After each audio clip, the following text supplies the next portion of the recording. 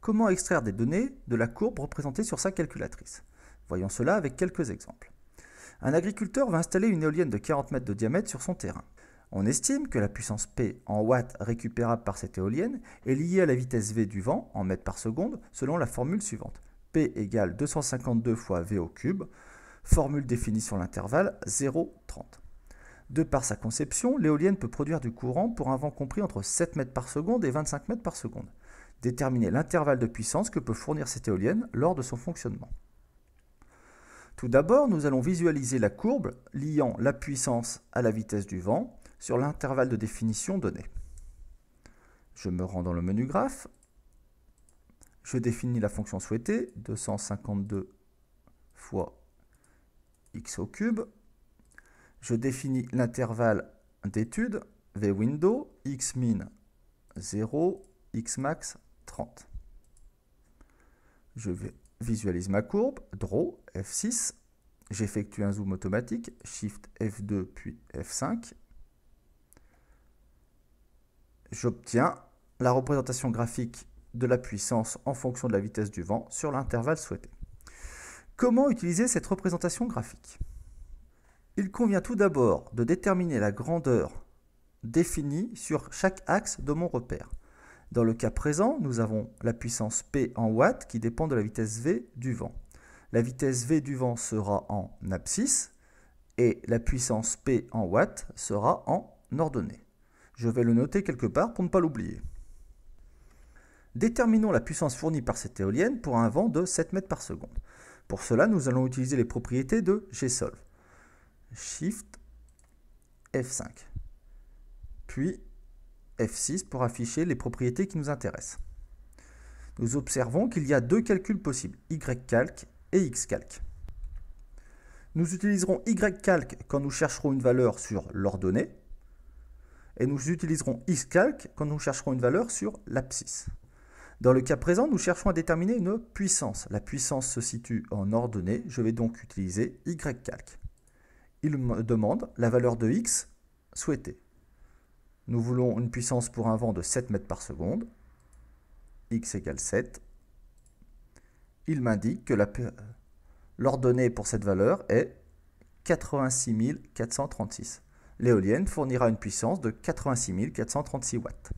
Recommençons pour une vitesse de vent de 25 mètres par seconde. Shift Gsolve, F6, je cherche une puissance, c'est-à-dire une valeur en ordonnée, ycalc, je veux x égale 25 et j'obtiens une valeur de 3 937 500.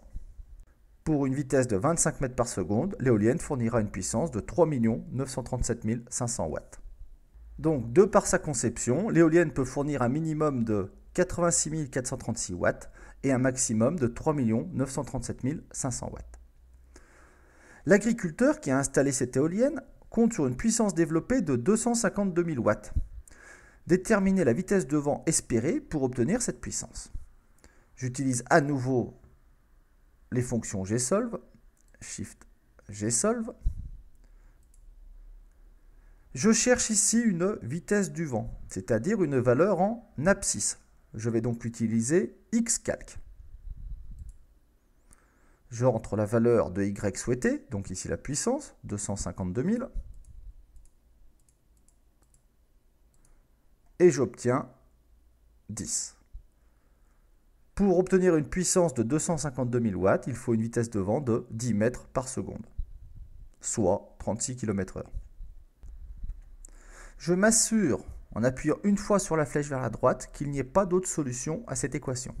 En effet, de par la définition d'une fonction, le mode ycalc ne fournira toujours une seule et unique solution. Par contre, le mode xcalc peut fournir plusieurs solutions suivant la fonction étudiée. La réponse est non, la solution proposée est unique. Voyons maintenant un autre exemple. L'ozone est un polluant qui provient indirectement de la circulation automobile. Des études ont montré qu'entre 9h et 21h, la concentration en ozone au centre d'une ville est donnée par la relation C2T égale moins 0,7 T au carré plus 21T moins 86, où C2T représente la concentration en ozone en microgrammes par mètre cube et T le temps en heure. Déterminer le niveau d'ozone à 10h30, heure de la récréation des élèves de cette ville. Commençons par tracer la représentation graphique de cette fonction sur l'intervalle 9-21. Donc en abscisse, nous aurons le temps. Et en ordonnée, nous aurons la concentration. Donc dans le menu graphe, je définis la fonction souhaitée.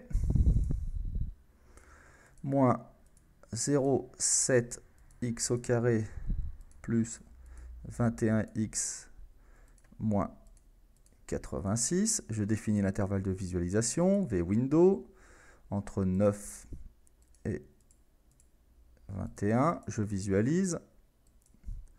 Zoom automatique. Voilà la courbe représentant la concentration d'ozone en fonction de l'heure. Déterminez donc le niveau d'ozone à 10h30, heure de la récréation des élèves de cette ville. Je vais donc utiliser les propriétés de gsolve. Je cherche le niveau d'ozone. Le niveau d'ozone, c'est la concentration, c'est l'ordonnée. Je cherche donc ycalc. Entrez la valeur de x. Ici, je veux l'ozone à 10h30. L'échelle de l'abscisse est en heures, donc je vais rentrer la valeur 10,5, 10h30. J'obtiens une concentration en ozone de 57,325 microgrammes par mètre cube. Un seuil de déclenchement d'alerte a été fixé à 65 microgrammes par mètre cube. Indiquez la plage horaire pour laquelle il faut déclencher cette alerte. Donc je vais utiliser toujours les propriétés de gsolve. Je cherche ici une plage horaire, donc je cherche l'abscisse, xcalc. Je veux une concentration de 65 microgrammes par mètre cube. J'obtiens 11,9. L'alarme devra être déclenchée à 11,9 heures, c'est-à-dire à peu près midi. Existe-t-il un autre horaire pour lequel la concentration est égale à 65 microgrammes par mètre cube? J'appuie à droite pour m'en assurer. Oui, j'obtiens une autre valeur à 18,04. À 18 heures, la concentration est aussi de 65 microgrammes par mètre cube. Existe-t-il une troisième valeur? Non. Nous avons donc une concentration de 65 microgrammes à midi à peu près et 18 heures. Une simple visualisation de la courbe nous permet de constater que le seuil de dépassement a lieu entre ces deux horaires. Donc l'alerte devra être déclenchée entre midi et 18 heures. Voilà comment extraire des données de la courbe tracée sur sa calculatrice. La seule petite difficulté, comme vous avez pu le voir, c'est de déterminer si l'on cherche une valeur en abscisse, dans ce cas-là c'est xcalc, ou en ordonnée, dans ce cas-là c'est ycalc.